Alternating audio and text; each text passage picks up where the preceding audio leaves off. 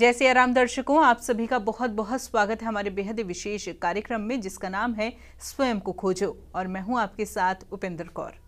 दर्शकों, इस कार्यक्रम के माध्यम से हम इस बात को समझने का प्रयास कर रहे हैं कि यदि श्री राम को वनवास ना होता तो ऐसे में दिए गए श्रापों का और वरदानों का क्या होता। इस बात को समझने के लिए आज हम एक नए प्रसंग पर चर्चा करेंगे। प्रसंग क्या होगा हम आपको जरूर बताएंगे, लेकिन उससे पहले मिलकर स्वागत करते हैं हमारे बेहद ही खास मेहमान का। जी हाँ, हम बात कर रहे हैं मोटिवेशनल स्पीकर सौरभ जी की। तो आइए सबसे पहले मिलकर उनका स्वागत करें। नमस्कार सर, बहुत बहुत स्वागत है आपका। जय सिया राम। आपका सभी दर्शकों और श्रोताओं का भी बहुत बहुत स्वागत है।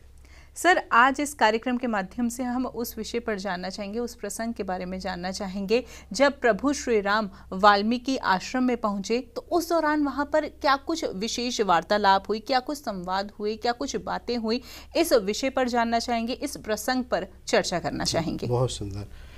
जैसा कि पिछले एपिसोड में बात हुई थी कि वाल्मीकि जी के आश्रम पे जब वो पहुँचते हैं तो वहाँ पर सबसे पहले वो माता सीता को ही संबोधन करते हैं बस से, क्योंकि उनका परिचय महाराज जनक से और महाराज दशरथ जी से रहा होता है। तो एक थोड़ा सा होने की वजह से पुत्री भाव उनका रहता है, उनकी है, तो वो उनको बस से कह के कहते हैं कि तुम्हारा स्वागत है और तुम निसंकोच उसमें रहें, कहीं कुछ ऐसा ना करें।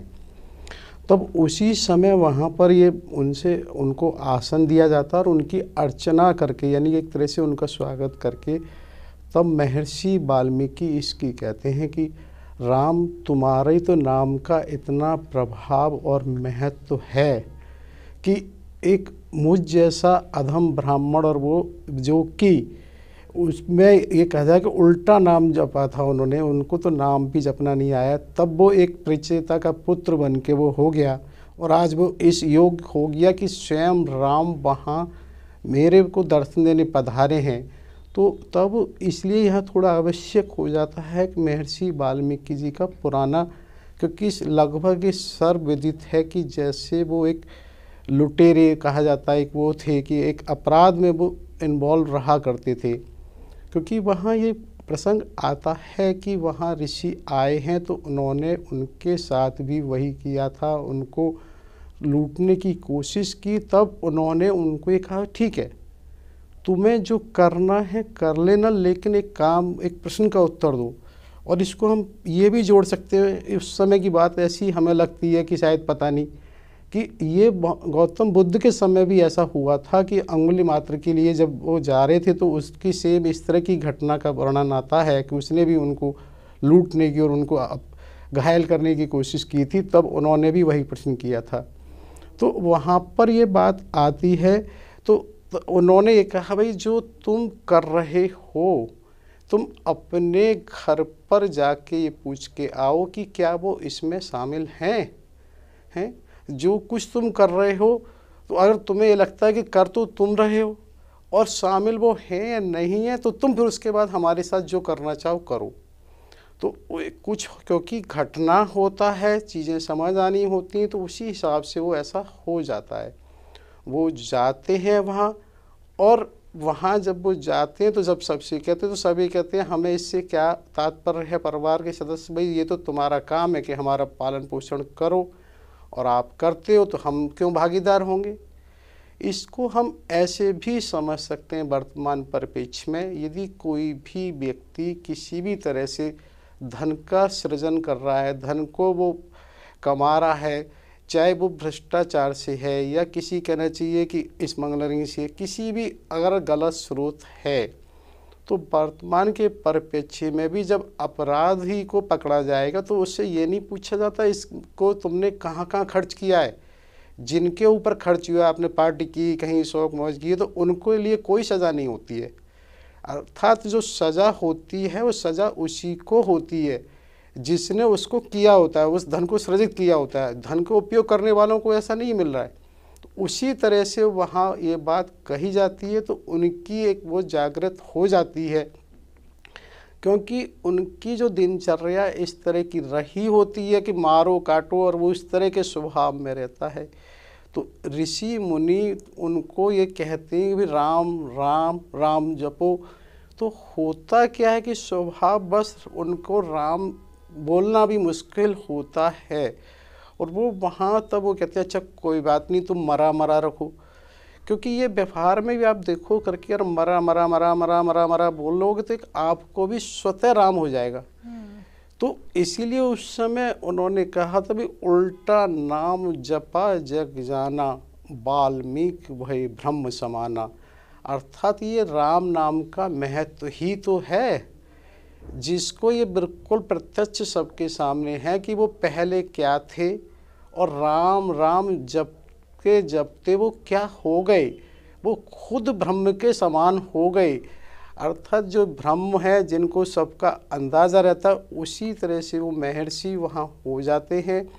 तो वो उस राम नाम के महत्व की चर्चा उनसे करते हैं, भाई राम के नाम का ही इतना महत्व है तो तुम्हारी उस चीज़ के बारे में मुझे तो साक्षात दर्शन हो रहे हैं, तो उसके बारे में कैसे कहूँ। तो वहाँ पर राम भगवान भी उनसे ये कहते हैं कि मुनिनाथ आप तो सर्वज्ञ हो, त्रिकालदर्शी हो, आपको तो पूरा विश्व एक तरह से बेर के समान है जो आपकी हथेली पर है, तो आपको तो सब कुछ पता है। अर्थात वो ये कहना चाह रहे हैं जहाँ जहाँ जो भी घटित हुआ है उसके बारे में कुछ बताने की जैसी कोई बात नहीं है। तो जैसे आज के परिप्रेक्ष्य में हम कहते हैं ना एक ग्लोब अगर हम देखते हैं तो उससे हम सब कुछ ऐसा लगता है बड़े सूक्ष्म में आराम से देख रहे हैं, तो ऐसे ही उन्होंने वहाँ संज्ञा दी है भाई जो आपकी हथेली पे बेर के समान है आपके लिए। तो वहाँ ये चीज़ें वो जब बता रहे होते हैं तो वहीं सब ये बात भी होती है कि जो कुछ वहाँ घटित हुआ अयोध्या में, तो प्रभु ने सब वो कथा बखानी करके आता है, क्योंकि कथा बखानी और यहाँ पे ये बात समझने की कि प्रभु ने सब कथा बखानी। तो एक तो यहाँ राम शब्द नहीं आके प्रभु शब्द आया है, क्योंकि प्रभु ने सब कथा बखानी के मतलब अब ये देखिए ना कि उसका तात्पर्य ये है कि जो कुछ हुआ है तो वो सब बताया, क्योंकि जय जय भांत जिस जिस प्रकार से रानी ने उनको वन भेजा है। तो अर्थात ये कहने का यह है कि जो कुछ भगवान राम के कारण उनको लगे भाई जय जय भांत है, क्योंकि किसी भी चीज़ का एक कारण नहीं है। जैसा पहले भी कहा है कि वहाँ मांगे तो वर माता कैकेयी ने ही है, लेकिन सारे देवताएं भी बराबर आए हैं, नारद जी भी उनके पास आए हैं और सबने ये इच्छा रखी थी कि भाई ऐसा होना चाहिए। तो यहाँ ये बात इसलिए महत्वपूर्ण है कि उन्होंने सब कथा बखानी है, सब बताया है एक तरह से, और बखाने का यही है कि भाई जिस जिस कारण से रानी ने वन भेजा है, क्योंकि सबको पता है वो त्रिकालदर्शी हैं, उन्हें भी पता है, प्लस वो एक तरह से रामायण के रचयिता हैं तो उन्हें और भी रहना चाहिए। जैसे कोई वर्तमान में कहते हैं ना कि कोई ऑटोबायोग्राफी है कुछ इस तरह से लिखता है तो उसको एक सब कुछ बताया ही जाए।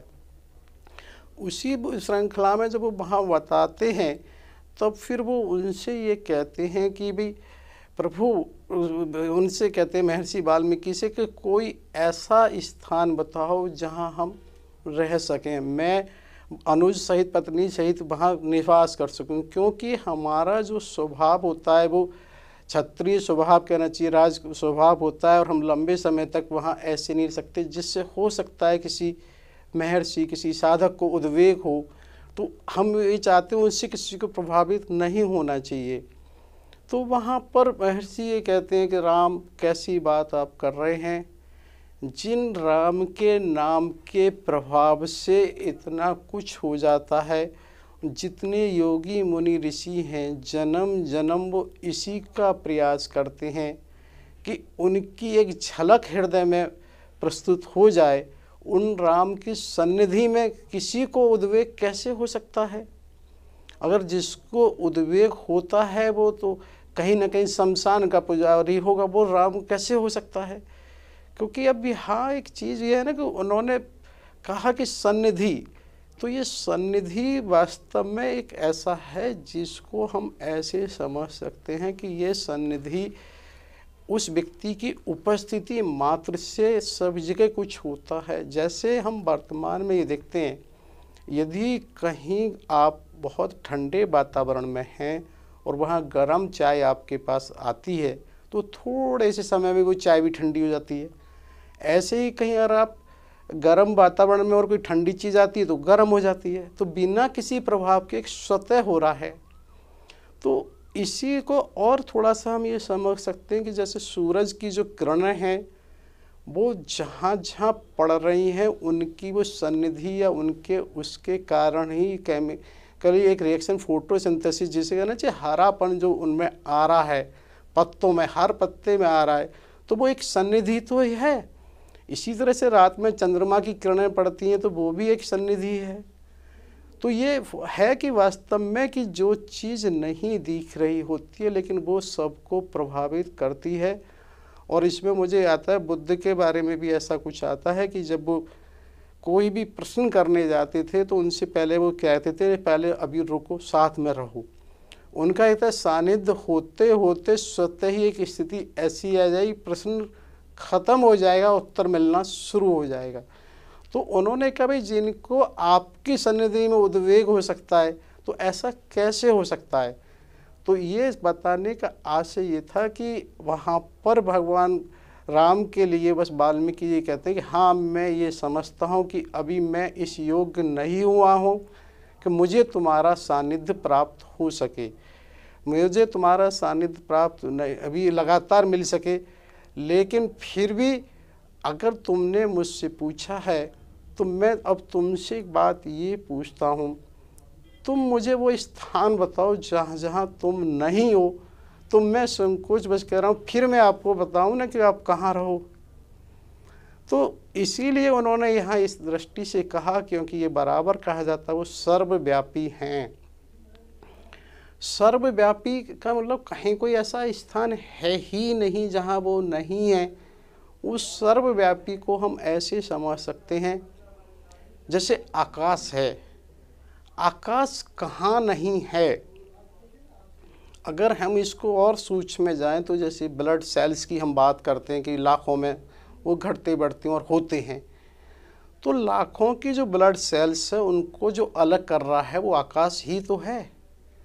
उनकी संख्या यदि इतनी है और वो होती भी है तो इसका मतलब आकाश इतना सूक्ष्म है जहाँ भी हम ये देखते हैं कि अगर कुछ अलग है तो वो आकाश है, और जो कुछ अलग है ही नहीं तो भी वो आकाश है।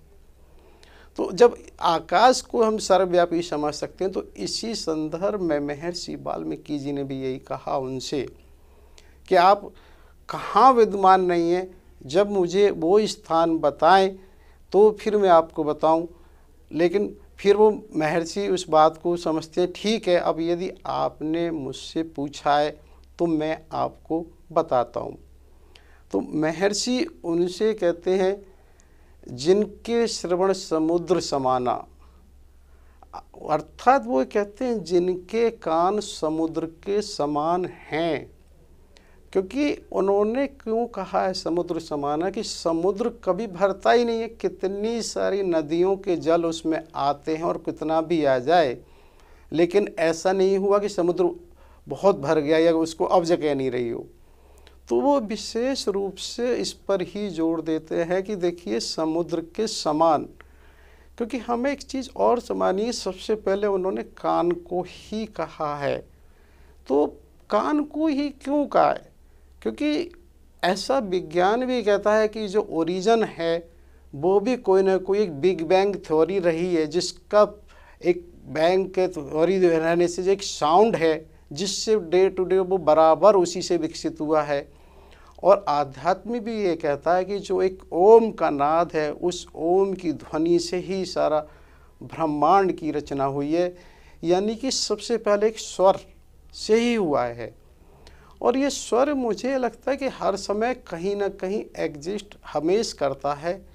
इसको ऐसे भी समझा जा सकता है कि कोई भी गतिमान वस्तु है तो ऐसा नहीं है उसमें स्वर ना हो।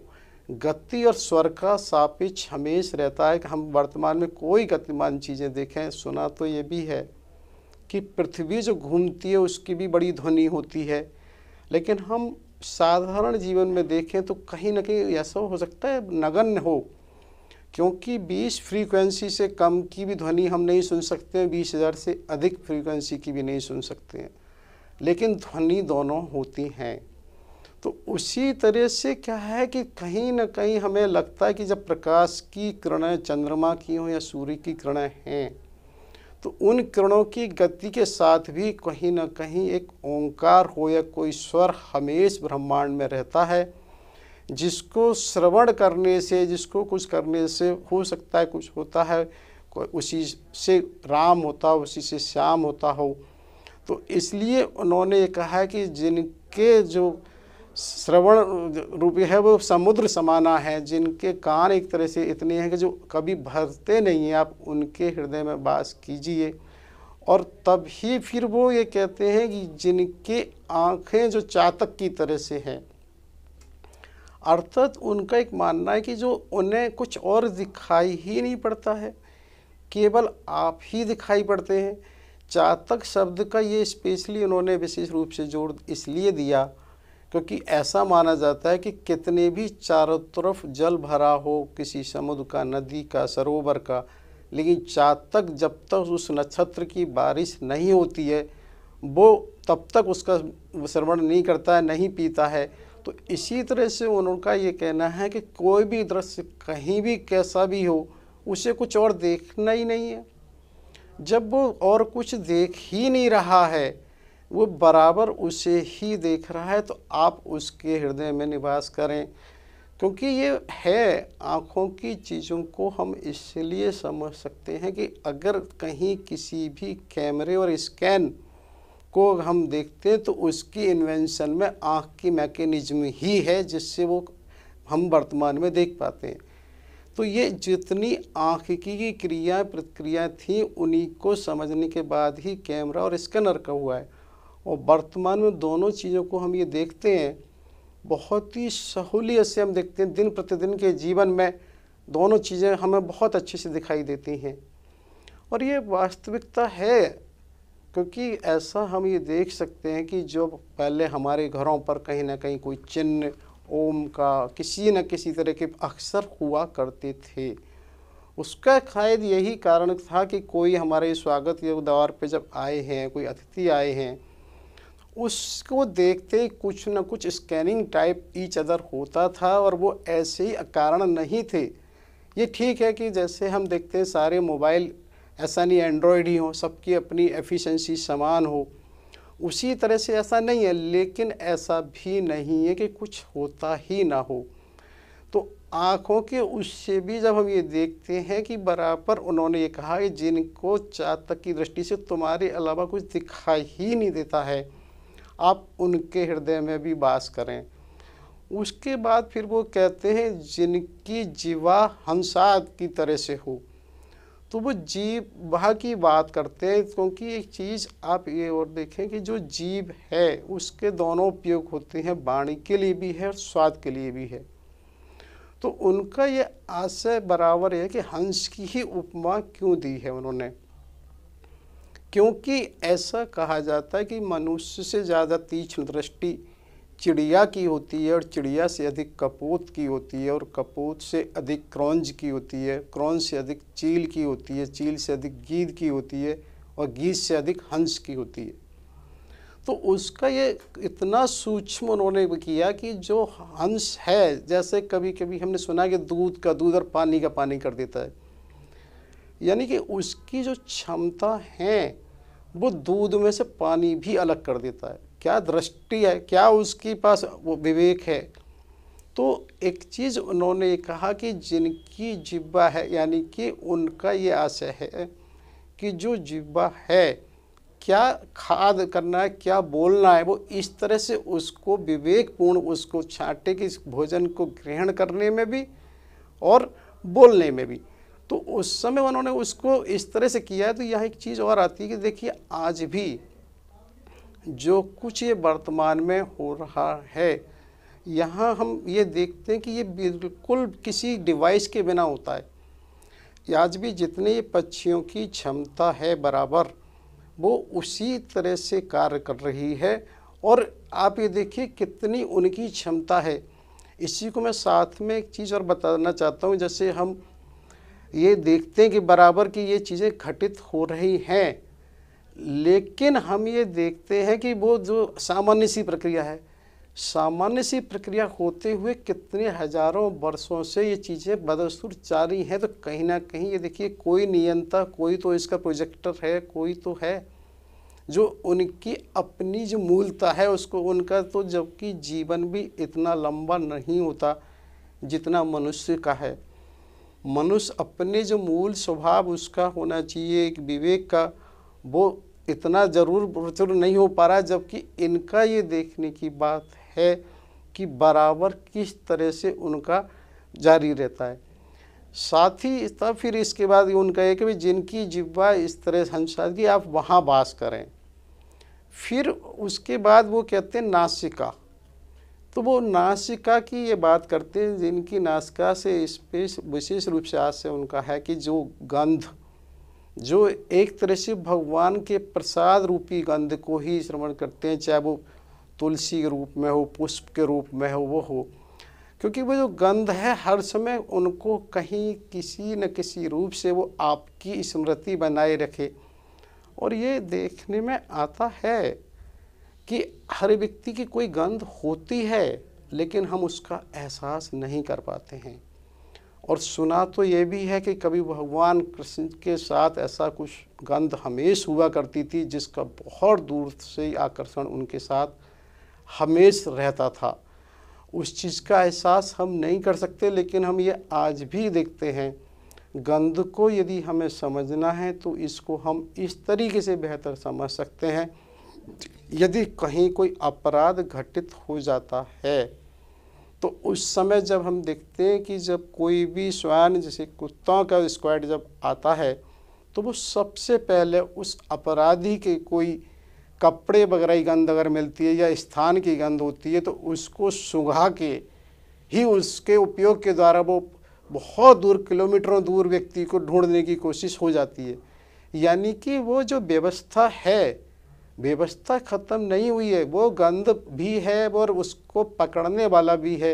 ये ठीक है कि हम लोग नहीं पकड़ पा रहे हैं, तो उसी चीज़ को ये बराबर देखना है कि वो चीज़ थी। तो उनका ये आशय है कि जो इस तरह की गंध में हैं, जो हर समय आप ही को किसी न किसी रूप से ही गंध करते हैं, आप वहाँ वास करिए। यहाँ साथ ही एक चीज़ और बता देता हूँ कि देखो, जैसे हमने ये देखा है कि अभी हम जिनकी बात कर रहे हैं कि कई बार हमने ये देखा कि वर्तमान में अभी जो राम जन्मभूमि का वो हुआ, तो श्री श्री परम पूजनीय आचार्य जो राम भद्राचार्य जी, उन्होंने वहाँ वो दिया। तो अब आप ये देखिए ना कि उनकी शक्ति कितनी है, उनको एक एक चीज कंठस्थ है। तो ये कोई तो चीज ऐसी क्रिया प्रक्रिया अंदर रही होती है जिसकी वजह से वो जागृत हो जाती है। बिल्कुल। और वो उसको वहाँ प्रमाण के तौर पे कहते हैं, जिसकी वजह से हमें वहाँ ये सब हो पाया है। तो हमें ये समझना है वो कुछ है क्या। बिल्कुल। मतलब कुछ ऐसा हम भगवान को ये कहें, चलो सूरदास जी बहुत पुराने समय थे, हमको पता नहीं, लेकिन परम पूजनीय आचार्य राम भद्राचार्य जी तो अभी हमारे अभी भी हम लोगों के सामने हैं। बिल्कुल। तो हम उनसे ये देखते हैं कि उन्होंने वाकायदा कुछ, देखिए कि किस तरह से प्रमाण दिए। कहते हैं जब वो छोटे बालक थे तभी से ही उन्हें कंठस्थ हो गई थी। जी। तो आखिर क्यों? क्योंकि यहाँ एक चीज़ ये है कि हमारे पूरे मस्तिष्क में बहुत सारी चीज़ें एक्टिव और रिएक्टिव होती है, न्यूरॉन्स। इसको ये माना गया है कि विज्ञान के अनुसार भी ना कि 84,000 करोड़ 84 बिलियन हमारे न्यूरॉन्स होते हैं। अब उसकी बात ही कि उसमें कितने एक्टिव हैं, कितने इनएक्टिव हैं। और तो इट मीन्स ऐसा लगता है कि जिनके पास कहीं विशेष रूप से है तो उनके कहीं ना कहीं कुछ विशेष क्रियाएं ऐसी हो जाती हैं जिससे वो न्यूरॉन्स हैं। क्योंकि आज भी विज्ञान ये दिख रहा है कि न्यूरॉन्स को कैसे इफेक्टेड किया जाता है। तो यानी कि न्यूरॉन्स हैं, ये तो विज्ञान ही कहता है। तो 84 अरब जो न्यूरॉन्स है, तो हर न्यूरॉन्स का कहीं ना कहीं कोई ना कोई तो उसकी है उपयोग। तो अब ये होता है कई बार किसी की कौन सी चीज़ जागृत कब कहाँ हो जाती है। जैसे हमने देखा कि बहुत सारे लोग ये विशेष रूप से किसी की देखा गया कि जो आँखों से नहीं ठीक से देख पा रहे हैं, उनकी श्रवण शक्ति बहुत जागृत हो जाती है। वो बिल्कुल पद छाप से ये अंदाज़ा लगाते हैं कौन व्यक्ति हो सकता है, कौन आ रहा है जा रहा है। किसी की अंतर्दृष्टि हो जाती है, जैसा हम देख रहे हैं तो अल्टीमेट ये निश्चित कि कुछ न कुछ इस शरीर के अंदर ही वैज्ञानिक रूप से ऐसा कुछ घटित होता है जिसको हम अलग शब्दों में ये भी कह सकते हैं कुंडलिनी जागृत हो गई, कुछ भी कहें, यानी कि लेकिन आप ये देखिए जो कुछ हो रहा है वो घटित इस शरीर के अंदर ही हो रहा है। अब कहीं उसे कोई कुंडलिनी कह दें, कोई हम अपनी भाषा में, आज की भाषा में सॉफ्टवेयर कह दें, किसी सॉफ्टवेयर को एक्टिवेट कर दिया, लेकिन कुछ है, चक्र कहें, कुछ भी कहें, जिससे वो कुछ होता है, क्रियाएं और क्रियाओं की ही प्रतिक्रिया होती है, जिससे वो व्यक्ति उसको कर पाता है, उसे कहीं पकड़ पाता है। और यही चीज़ें कि स्वतः ही हो रही होती हैं, उसमें कहीं किसी मशीन और मैकेनिकल उसका नहीं उपयोग हो रहा है। तो पूरी चीज़ों को जब हम बराबर अपने व्यवहार में देखते हैं तो इसको हम बेहतर समझ सकते हैं कि किस किस तरीके से कहाँ क्या हो रहा है। तो ये बताने का ऐसा कि जो भगवान राम ने जब उनसे ये पूछा है तो वो इस तरह से उन्हें बता रहे होते हैं कि भी कहाँ वास करें, नास्के करें, तब भी वो उनसे ये भी इस बात को कहते हैं कि जो उसकी पूजा करते हैं, जिनका आपका नाम जो मंत्र जपू है, मतलब उसको इस तरह से कहते हैं कि जो मंत्र का राजू, कि उनका ये कि जो मंत्र है उसका भी एक कहीं ना कहीं एक सीक्रेट है, कोई एक कॉन्फिडेंशियल है। तो वो जो विधिवत पूजा करते, तो ये बिल्कुल है कि हम किसी भी मंत्र को करते हैं तो वो भी ऐसा प्रभावी कुछ ऐसी क्रिया प्रतिक्रिया करता है जिससे कुछ हमारे अंदर परिवर्तन आता है। तो हर मंत्र का अपना कुछ प्रभाव रहा होता है, उसको हम समझें ना समझें, लेकिन ये हम सामने प्रत्यक्ष में देख सकते हैं। जो इस चीज़ को कर रहे होते हैं उनके प्रभाव हमें नज़र आते हैं। तो उसमें उन्होंने ये कहा कि जो मंत्र जाप करते हैं, जो पूजा करते हैं और जिनका ध्यान ब्राह्मण पूजा उस पर रहता है, आप वहाँ वास करें। उसी समय फिर वो ये कहते हैं कि जिसको ना किसी उस काम से, क्रोध से, लोभ से, मोह से, मद मान से, तो यहाँ मद को भी अलग कहा गया है, मान को अलग कहा गया है। तो उसका ये आशय है कि जब मान इतना बढ़ जाता है कि हम कभी कभी किसी का तिरस्कार करना शुरू कर देते हैं तो वो मद हो जाता है। जैसे कभी हमारे अंदर एक भावना आ गई, मैं तो क्लास 1 अधिकारी हूँ, तुम क्लास 2 4 हो या हो, तो वो एक अपमान अगर हमने किसी का किया है तो वो इसी तरह से उसको ये बता रहे, तो उनको क्या कहते हैं ना कि ना कहीं उनकी ये इच्छा है कि मेरा कोई मित्र है, बैर, ये कि सबको समभाव से देखते हैं, किसी उनका फर्क ही नहीं है अच्छाई बुराई से, तो वहाँ भी आप बराबर वास करें। सर, आज इस कार्यक्रम के माध्यम से बहुत ही सुंदर प्रसंग पर चर्चा चल रही है और बहुत विशेष जानकारी अभी तक हमने आपसे प्राप्त की है, लेकिन समय का अभाव है तो ऐसे में कार्यक्रम को हमें यहीं पर रोकना होगा। लेकिन कार्यक्रम की अगली श्रृंखला में हम इसी प्रसंग को आगे बढ़ाएंगे और साथ ही साथ यह भी जानेंगे कि श्री वाल्मीकि जी ने प्रभु को और कौन कौन से स्थानों के बारे में बताया या और कुछ क्या विशेष वार्तालाप उनके बीच में हुई। तब तक के लिए आपने अपना कीमती समय दिया और विशेष जानकारी से हमें अवगत कराया, उसके लिए बहुत बहुत धन्यवाद आपका। आपका भी बहुत बहुत धन्यवाद। सभी श्रोताओं और सभी दर्शकों का सादर नमन वंदन प्रणाम करता हूँ, आभार व्यक्त करता हूँ, साथ ही होने वाली गलतियों के लिए क्षमा याचना भी चाहता हूँ। जय श्री राम।